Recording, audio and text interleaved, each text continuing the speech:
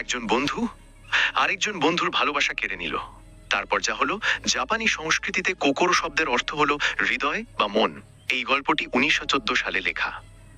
জাপানিরা কেন তাদের আত্মসম্মান বা মনের ছোট একটি ক্ষতকে সারা জীবন বয়ে বেড়ায় এবং শেষ পর্যন্ত চরম ত্যাগের পথ বেছে নেয়, তার এক দারুণ উদাহরণ এই কাহিনী। গল্পের কেন্দ্রে রয়েছেন এক যুবক ছাত্র এবং তার একজন শিক্ষক, যাকে সেনসেই বলে ডাকত। সেনসেই ছিলেন অত্যন্ত গম্ভীর এবং একা থাকতে পছন্দ করা একজন মানুষ। তিনি সবসময় মানুষের সঙ্গ এড়িয়ে চলতেন। যুবকটি তার এই একাকিত্বের রহস্য জানার জন্য সবসময় সেনসেইয়ের পেছনে লেগে থাকত। এক পর্যায়ে সেনসেই তার জীবনের সেই গোপন ট্র্যাজেডির কথা যুবকটিকে চিঠির মাধ্যমে জানান। সেনসেই যখন যুবক ছিলেন তখন তিনি তার এক বন্ধুর সাথে এক বাড়িতে ভাড়া থাকতেন। সেই বন্ধুর নাম ছিল কে ছিলেন খুবই শান্ত এবং কঠোর অনুশাসনে বিশ্বাসী এক তরুণ।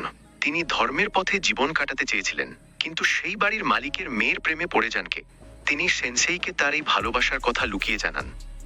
সেনসেই নিজেও গোপনে সেই মেয়েটিকে ভালোবাসতেন, কিন্তু যখন তিনি শুনলেন যে তার বন্ধু ওই মেয়েটির প্রতি দুর্বল, তখন তিনি হিংসায় অন্ধ হয়ে যান। সেনসেই ধূর্ততার আশ্রয় নিয়ে বাড়ির মালকিনের সাথে কথা বলে নিজের বিয়ের প্রস্তাব ঠিক করে ফেলেন, অথচ এই ব্যাপারে কিছুই জানতেন না। যখন জানতে পারলেন যে তার সবচেয়ে কাছের বন্ধু তার বিশ্বাসের মর্যাদা না রেখে গোপনে মেয়েটিকে বিয়ে করতে যাচ্ছেন, তখন তিনি কোনো প্রতিবাদ করলেন না। তিনি কেবল নিস্তব্ধ হয়ে গেলেন। এক রাতে অত্যন্ত শান্তভাবে নিজের জীবন শেষ করে দিলেন। তিনি রেখে গেলেন একটি চিরকুট, যেখানে তার বন্ধুর প্রতি কোনো অভিযোগ ছিল না, কেবল লেখা ছিল যে তার জীবনটা অর্থহীন হয়ে গেছে। সেনসেই তার এই স্বার্থপরতার জন্য সারা জীবন অনুশোচনায় দগ্ধ হয়েছেন।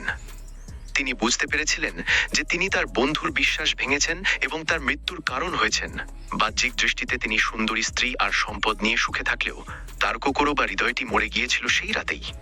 বছরের পর বছর এই গ্লানি বয়ে বেড়ানোর পর সেনসেই শেষ পর্যন্ত নিজেকেও শেষ করে দেওয়ার সিদ্ধান্ত নেন, কারণ জাপানি ঐতিহ্যে সম্মানের সাথে মৃত্যুবরণ করা অপমানের সাথে বেঁচে থাকার চেয়ে শ্রেষ্ঠ।